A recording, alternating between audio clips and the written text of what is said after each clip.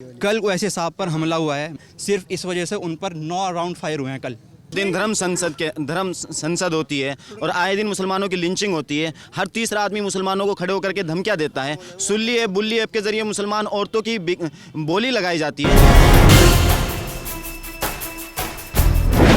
अब मैं ये समझना चाहता हूँ कि तमाम नौजवान साथी हमारे बीच हैं, जो भी सरकार आती है, आने वाली जो भी सरकार है, सपा की आए, बसपा की आए, बीजेपी की आए, कांग्रेस की आ जाए, जिसकी भी आ जाए, उससे क्या एक्सपेक्टेशंस क्या हैं आप लोगों की, मुस्लिमों की क्या एक्सपेक्टेशंस हैं? सर, सबसे पहली एक्सपेक्टेशन हमारी ये है कि जो मुसलमानों का हाल किया गया है पिछले 5 सालों के अंदर, और जिस तरीके से आए दिन धर्म संसद होती है और आए दिन मुसलमानों की लिंचिंग होती है। हर तीसरा आदमी मुसलमानों को खड़े होकर के धमकियां देता है। सुल्ली ऐप, बुल्ली ऐप के जरिए मुसलमान औरतों की बोली लगाई जाती है। ये इस तरह की सब चीज़ें, सब नफरत की राजनीति ख़त्म की जाए, और जो लोग इस तरह की राजनीति कर रहे हैं या जो लोग इनके पीछे हैं वो सब जेल की सलाखों के अंदर हो, और जो बेगुनाह मुसलमान जेलों के अंदर हैं उन सबको बाइज्जत बरी किया जाए। जो लोग राजनीति का शिकार हैं वो जेलों के अंदर योगी जी ने उनको डाला है। आप देख लीजिएगा, एक मुख्यमंत्री, एक स्टेट का मुख्यमंत्री किस तरह की लैंग्वेज यूज़ करता है। ठोंक देंगे, आए दिन उनके आप सुबह में उठेंगे, ट्वीट पढ़ेंगे तो आपको ताज्जुब होगा। आप ठोक देंगे तो हम क्रिमिनल्स के लिए बोलते हैं। वो क्या उनका बुलडोजर सिर्फ एक सुनिए मेरी बात। वर्क के लिए चलता है। कल क्या है वैसे साहब अपना तय कर लीजिए कौन बोलेगा। मैं बोल रहा हूँ, कल वैसे साहब पर हमला हुआ है। मेरा नाम है यूनुस। कल वैसे साहब पर हमला हुआ है। 2 नाम, एक सचिन, एक शुभम, एक नोएडा का है और एक सहारनपुर का है। कल और जिसका नाम सचिन है उसके ऊपर पहले से इंडियन पिनल कोड 307 के तहत पहले से हत्या की कोशिश का मुकदमा है। मैं ये पूछना चाहता हूँ इस सरकार से कि वो बाहर कैसे घूम रहा है। अगर कहते हैं कि क्रिमिनल को ठोक देंगे तो जिसके ऊपर पहले से मुकदमे हैं वो बाहर कैसे घूम रहा है। और अगर यही बात मैं आपको बताऊं, MP उसके member of parliament Asaduddin Owaisi एक मुसलमान है, सिर्फ इस वजह से उन पर 9 राउंड फायर हुए हैं कल। ये बताइए क्या ये गुंडा राज नहीं है? ये मैं सवाल करता हूँ। ये लॉ एंड ऑर्डर की पोल खोल रहा है जो कल घटना घटी है। रोजाना बाबा जी कहते हैं कि लॉ एंड ऑर्डर बहुत मजबूत है। यूपी के अंदर आप देखेंगे कानून राज आ गया। क्या ये कानून राज है? अगर एक सांसद के ऊपर जो 4 मरतबा का सांसद, कैमरामैन को थोड़ा दिक्कत, थोड़ा पीछे हो जाइए, है ना? खड़े आराम से बात करें। अगर एक सांसद के ऊपर इस तरीके से हमला किया जा सकता है तो आप और मेरा क्या हाल होगा?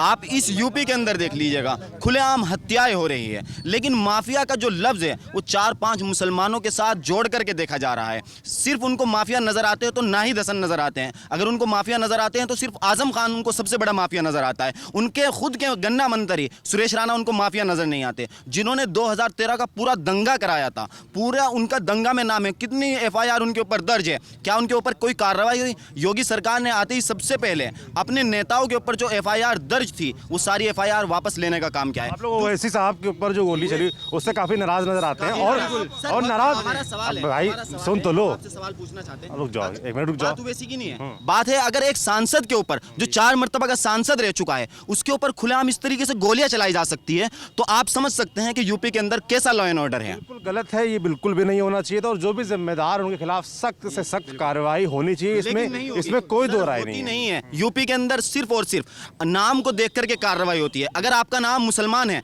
आप किसी भी तरीके से मुसलमान से जुड़े हुए हैं तो आपके ऊपर कार्रवाई होगी। आप देखिएगा हरिद्वार के अंदर धर्म संसद होती है, 4 दिन तक के कोई FIR नहीं होती। अगर मुसलमान कोई जरा सा भी बोलता है तो उसके ऊपर फौरन FIR हो जाती है, फौरन उसको उठा लिया जाता है, फौरन UPA लग जाती है। कौन कौन सी धाराओं में उसके खिलाफ मुकदमे दर्ज होते हैं। ओवैसी साहब पे गोली चलने के बाद मैं कुछ सोशल मीडिया पोस्ट और कुछ एक्सपर्ट्स की बात सुन समझ रहा था।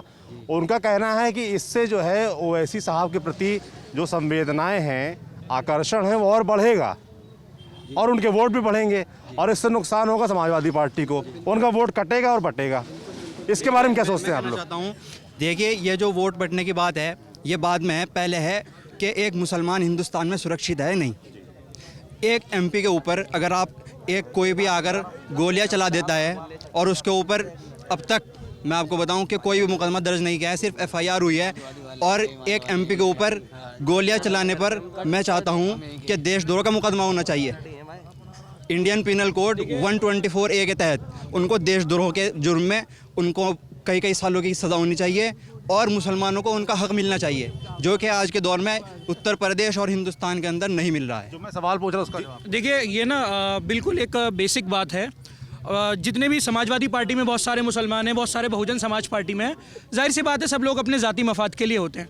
लेकिन जब भी आपके शरीयत के ऊपर हमला होता है, ये आपके ख़िलाफ़ कोई बिल लाया जाता है, चाहे एनआरसी का, चाहे सीए का, चाहे ट्रिपल तलाक का, तो कोई किसी भी पार्टी में हो, कोई किसी भी पार्टी में हो, वो हमेशा ये कहता है यार ओवैसी साहब कब बोलेंगे पार्लियामेंट के अंदर।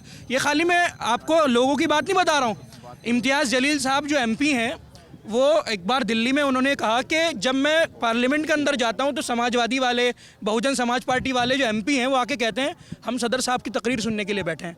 यानी कि जो दूसरी पार्टियों में मुसलमान हैं, जब आपके ऊपर हमला होता है, आपकी शरीयत पर हमला होता है, वो कहीं ना कहीं एक ही उम्मीद उसकी पार्लियामेंट में रहती है, असदुद्दीन ओवैसी, कि भाई वो बोलेंगे हमारे लिए आवाज़ उठाएंगे। और हर समाजवादी का, हर बहुजन समाज पार्टी का मैं अपने एग्जांपल दे देता हूँ। मैं पहले दिल्ली के अंदर आम आदमी पार्टी में था और स्टूडेंट विंग का वाइस प्रेसिडेंट था, लेकिन आप मेरी फेसबुक स्क्रॉल करेंगे, पिछले 3 सालों से मैं ओवैसी साहब की स्पीचेस डाल रहा हूँ आम आदमी पार्टी में रहते हुए। तो सबको एक मौके की तलाश है और हर पॉलिटिकल उसमें 3 स्टेज आती हैं। सबसे पहले आपका मजाक उड़ाया जाता है, सेकंड उसमें आपकी मुखालिफत की जाती है, थर्ड स्टेज में आप कामयाब हो जाते हो। ओवैसी साहब का जिन लोगों ने मजाक उड़ाना था मजाक उड़ा लिया जब स्टार्टिंग में आए थे। अब फिलहाल मुखालिफत के दौर में इंशाल्लाह बहुत जल्दी हम हरा परचम लहरा देंगे।